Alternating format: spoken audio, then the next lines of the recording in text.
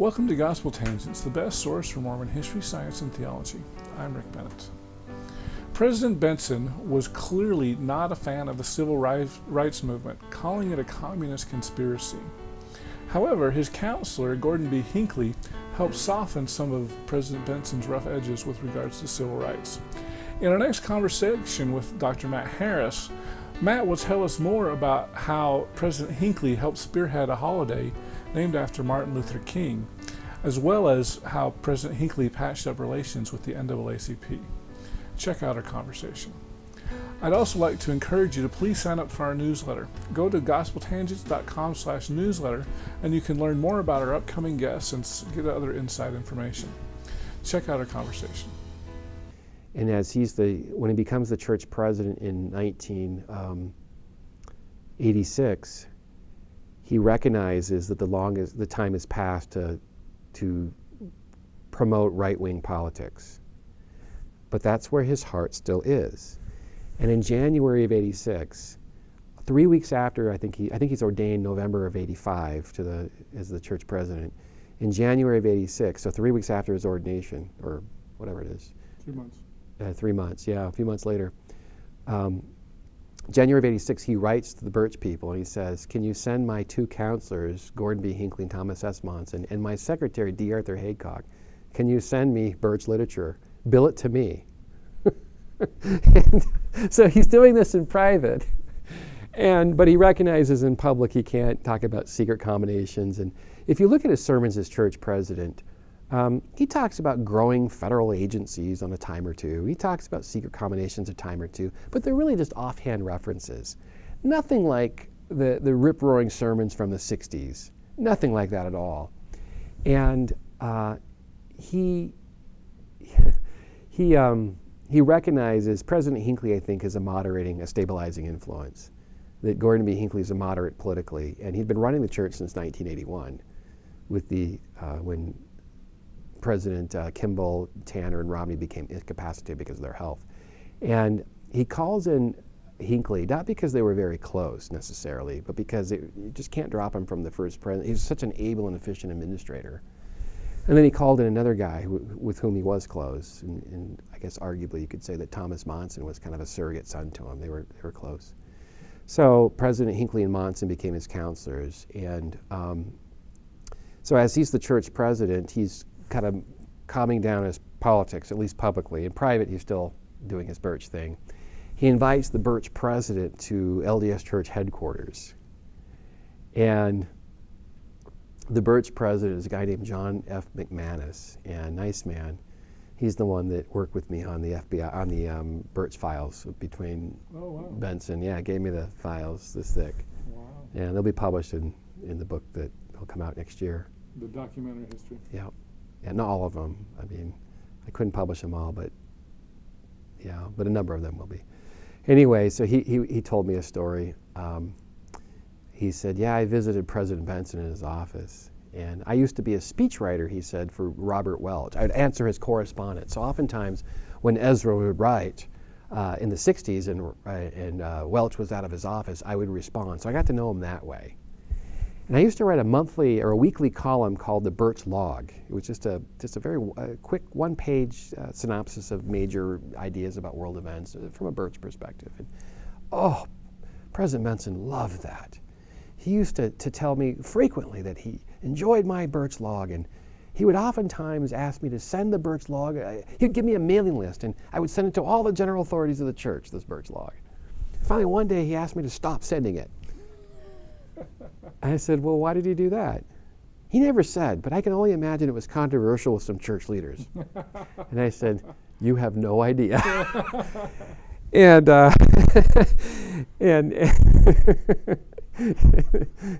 anyway, so he went to the church headquarters, McManus, and he said it was always frosty when I went in there. I said, "What do you mean?" He said, "People look at me funny, like they didn't want me there." But President Benson was always so warm and gracious, and all he wanted to do was talk about the Birch Society, what we were doing, and he felt a little, aloof from it when he became the church president because he had other responsibilities. So he always loved for me to to bring him up to speed what we were doing. And he always congratulated us on the fine work we were doing. He said, but it was chilly in the church office building. do you know why? Uh-huh. I said, nothing against you personally. You're a nice guy. But clearly by this point in time, the church was trying to, President Hinckley in particular, was trying to move the church to a more moderate position. And with civil rights, with a lot of things. And the Birch stuff was just so divisive. And it really became an issue in the early 90s when Bo Gritz ran for the presidency. This is a man who joined the church in 1984, Green Beret, really a decorated military guy, and ran on this populist ticket and really espoused many of the same policy positions that Elder Benson had been championing for his entire life. Get rid of the gold reserve. What else did he say? Get rid of the welfare state, all of that stuff. And anyway, Gritz had sort of stirred the pot a little bit when he met with Benson in private, and would talk about, I just met with church President Benson last night. And of course, President Hinckley and other church leaders were not happy about that. And Gritz was told, don't mention that when you're out in public. We don't want to give the impression that President Benson supports your views or is lending credibility to your campaign. Well, anyway, in 1992, when he ran for the presidency, he won. He got a significant following in Idaho and Utah with high concentrations of Latter-day Saints. And clearly, his ticket didn't go anywhere as a third-party candidate. But it absolutely alarmed the brethren that people could support this very extremist candidate.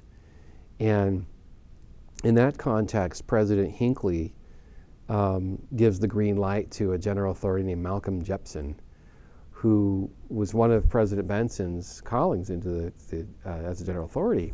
And Malcolm Jepson was a medical doctor who grew up in Brigham City with Boyd K. Packer.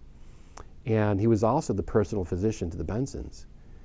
And so Jepson was, when he was called into as a general authority, he was told not to join the Birch Society. That's interesting. He's told not to join the Birch Society.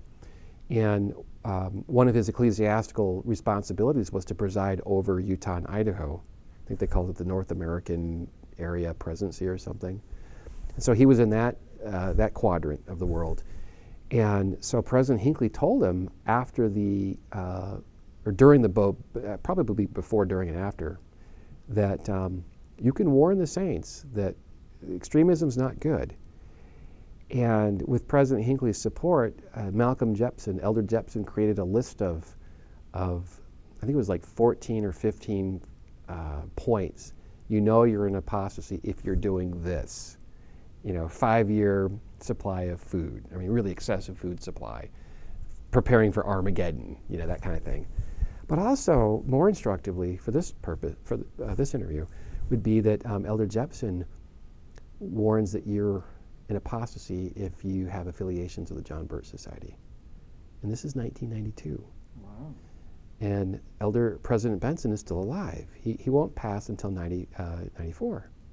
So he is in frail health by this point. He's non-compos mentis, essentially. He's not talking. He's mute. He's got feeding tubes up his nose. I mean, he's really in poor shape physically. So it's not clear if President Benson knows what Elder Jepson's doing. Probably he doesn't, I'm sure. But anyway, he's going around giving these state conference addresses, and he's saying that you're in apostasy if you're doing these 15 things, including the Birch Society. And there's a number of very extremist saints that really are upset by this, and they write the First Presidency, and they accuse Gordon Hinckley and Thomas Monson of muzzling the church president. I mean, they're just beside themselves. These are Birchers. Wow. And so President Hinckley gets the letters. He sees all the criticisms. And I can't remember the exact year.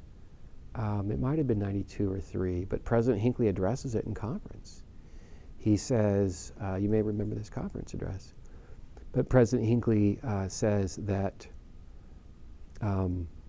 we consult with President Benson often on our decisions, and he is in frail health, but we consult with him, and there's nothing that President Monson and I do. We don't do anything unilaterally. We either consult with him first, or we continue on with policies and procedures that have been previously established. But there's no usurpation of his authority, none at all. We know who's leading the church, and it's President Benson. And so that was an address to these extremists who were writing in saying that Malcolm Jepson and Hinckley and those guys are silencing President Benson. And so they had a really hard time reconciling with the notion that church leaders like President Hinckley is trying to modernize the church. And if you look at Elder Benson's biography that Sherry Dew did that was published in 1987, this was during the early years of his presidency, which is really interesting if you look at this. And this is not a fault to Sherry Dew. Otherwise, I think it's actually a pretty fine biography. But there's no mention of the Birch Society, Robert Welch, none of that stuff. These guys were extremely close. And to not mention that in a biography is really extraordinary. And again, not a criticism of Sister Dew, but clearly somebody had prevailed upon her that, we're trying to move beyond this stuff. This isn't good for business. So you think she purposely was told to leave that out? Oh, absolutely. Absolutely. I'm just speculating, of course. But, she had access to his papers and she knows how close they are. In fact, they were so close that at one point in 1967, Elder Benson writes Robert Welch a letter and he says, I just bought this beautiful new cottage in Midway, Utah. Wouldn't it be a wonderful place for the Birch Society headquarters? Please come relocate. Wow. Yeah. And Welch writes him back, I'm so flattered by your dear Ezra, first name basis. Dear Ezra, I'm flattered by your incredibly kind gesture, but it would be a logistical impossibility for me to move the headquarters from Belmont, Massachusetts to Midway, Utah. But I'm thrilled that you would think of me in this capacity. And so that's how close these guys are. And at one point he tried to get Robert Welch to speak in General Conference. To say a prayer. He tried to get him to speak at BYU. And so for Sister Dew to leave this out of her book, I think she had recognized, or she's probably told, I'm sure of it. I don't know this, I'm speculating. But recognizing the church is trying to move into a more moderate position. And I'll just finish this thought here, that President Benson will die in 1994. And this is President Hinckley doing a lot of things in the interim to try to modernize the church and get away from the right-wing clutches for which it had been associated under President Benson, Elder Benson, and then President Benson. Well, we still have the civil rights issue still outstanding, right? That for years, Dr. King's been called a commie, and Latter-day Saints of at least two generations grew up with this sort of thinking. And so what do you do about this? Well, when the Martin Luther King holiday was proposed in the early 80s, of course the state of Utah just recoiled in horror. They can't support the Martin Luther King holiday. And the idea was, not only is he a communist, but he's an adulterer and all the other things that these people had said about him. And so what happened was Utah decided they were going to call it Human Rights Day instead of Martin Luther King Day. And there's a few other states that had gone that path too. And in public, they would say to black leaders in Utah, including the Reverend France Davis, a very, significant black leader, the Calvary Baptist Church in Salt Lake. He's been in, I think, Utah since 1972. Very eloquent and passionate man. And France Davis, he knew the politics of Dr. King. But the public idea was, they told France Davis and some others was, we're not going to name it after any one particular person. We just can't do that. But the real reason is the communist stuff. That's really what's going on here. And so President Hinckley recognizes that this is a problem for the church. And I'm not going to go into all the details, but I'll simply say that by the late 1990s, President Hinckley starts to reach out to the black community in an act of compassion in many respects. He'll speak to the NAACP in 1998. They'll have their annual convention in Salt Lake City. They rotate cities. And that year happened to be in Salt Lake City. So for a sitting church president to speak at a very powerful and long-standing black civil rights group is nothing short of amazing. And Elder Benson had called the NAACP communist back in the 60s. And other conservatives had too. And so for President Hinckley to agree to speak there it's amazing. Hinckley also gave a priesthood address in 2006 in which he talked about the dangers of using racial slurs. Mm-hmm. That nobody can consider themselves a disciple of Jesus Christ if they're using these awful slurs, this language. And Hinckley's privately befriending members of the NAACP. He's doing a lot of stuff behind the scenes to really undo, quite frankly, what Elder Benson had spent much of his apostolic ministry doing, denouncing civil rights and Martin Luther King. And so President Hinckley is doing much of this stuff on his own. And finish the story here, that President Hinckley gives his support to rename the holiday after Martin Luther King. He tells the church lobbyist, he says, why don't you go up to the Hill and let him know that the church supports the renaming of Martin Luther King Day. He'd been working in private with NAACP leaders. They'd been pushing him hard. Why can't the church support this? Because you know if the church supports this, that the legislature will fall in line. And President Hinckley thought, my goodness, why don't we support this? It serves no purpose in the 21st century, or as the 21st century approaches, to not rename this after this iconic civil rights leader. So President Hinckley tells the church lobbyist, he said, go up to the Hill and tell them that the church supports the changing of the holiday. It was done. And so in 2000, Utah became, I think it was like the 49th or 50th state in the Union to recognize the Martin Luther King holiday. And so what that means is that President Hinckley, yet again, is trying to modernize the church and to let Latter-day Saints know that it's unchristian to demean people of color and to call them a commie and to deny them civil rights. And that's really, I think, in my humble opinion, one of President Hinckley's most enduring legacies is to really open up a new day for race relations with the church. And as far as I know, the NAACP is, because of President Hinckley, has maintained cordial relations with the church hierarchy because of him. Because of Hinckley. Yeah. Yeah. You can only imagine, with all due respect to the late President Benson, I mean, he would have been mortified to think that the state of Utah, his beloved state, would claim a holiday after a communist leader. They had one last story back up. In 1986, they decided to bring Coretta Scott King to BYU. Oh. Yeah. And Mormon Birchers went nuts. They wrote then President Jeffrey Holland. They wrote all of the Board of Trustees, which are apostles, and of course President Benson. And this one Bircher, I'll keep his, I think he's passed, but still I'll keep his name out. But he wrote this letter to the Board of Trustees. It was addressed to President Holland, but it was CC'd to the Board of Trustees, all the apostles. He listed them all by name too, and President Benson. And he said, how could you bring the widow of a commie? She's a commie too. Oh my goodness. Yeah, and I don't know what President Holland thought about that. I'm sure he rolled his eyes and like, okay, yeah, we got to deal with this. And as far as I know, they didn't deal with it at all. They just, welcome, Mrs. King, glad to have you. But that's the kind of legacy, and unfortunately, in my opinion, there's still people today Utahns and good Latter-day Saints, Orthodox, faithful Latter-day Saints, who still think that Dr. King is a commie. And I should tell you, I haven't, for your listeners might be curious to know this. There's an essay that I wrote about this in one of my Benson books. Oh, okay. So I go through all of this in great detail. I hope you enjoyed our conversation with Dr. Matt Harris. In our next conversation, we'll talk about FBI Director J. Edgar Hoover's interactions with Ezra Taft Benson.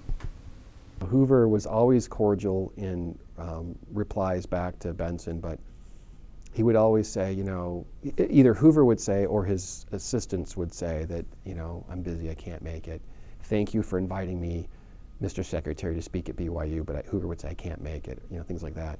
But in private, Hoover's writing memos saying, I just can't talk to the Bensons because they're associated with the Birch Society.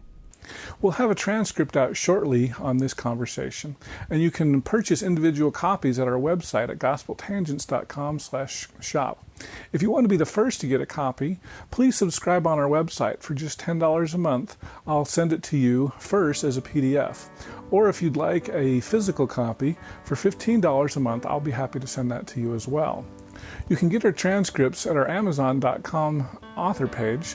I've got a link here, but just do a search for Gospel Tangents interview and you should be able to find a bunch of them there. Please subscribe at patreon.com/gospeltangents. For $5 a month, you can hear the entire interview uncut. And for $10, you can get a PDF copy. We've also got a $15 tier where if you want a physical copy, I'll be the first to send it to you. So please subscribe at Patreon or on our website at gospeltangents.com as well. For our latest updates, please like our page at facebook.com/gospeltangents. And also check our Twitter updates at Gospel Tangents as well. Please subscribe on our Apple Podcasts page at tinyurl.com/gospeltangents, or you can subscribe on your Android device. Just do a search for Gospel Tangents. Thanks again for listening. Click here to subscribe, here for a transcript, and over here we've got some more of our great videos. Thanks again.